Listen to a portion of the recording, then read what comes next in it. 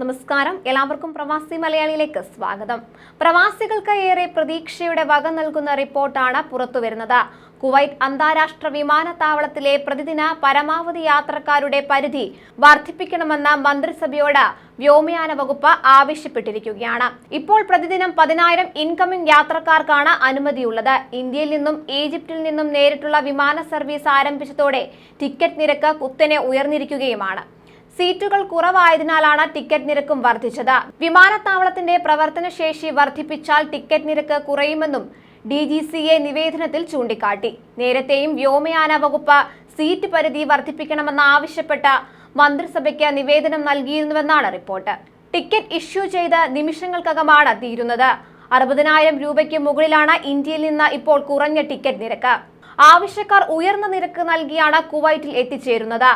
ഇതിന് കാരണമായി ചൂണ്ടിക്കാട്ടുന്നത് ട്രാവൽ ഏജൻസികളുടെ ബൾക്ക് ബുക്കിംഗ് ആണ്. നിലവിലുള്ള നിയന്ത്രണം കാരണം വിമാന കമ്പനികൾക്ക് കൂടുതൽ സർവീസുകൾ ആരംഭിക്കാനും കഴിയുന്നില്ല. പ്രതിദിന പരിധിയെ ബാധിക്കുന്നതിനാൽ ചാർട്ടർ വിമാനങ്ങൾക്കും അധികൃതർ നിയന്ത്രണം ഏർപ്പെടുത്തുന്നതായാണ് അറിയാൻ കഴിയുന്നത്.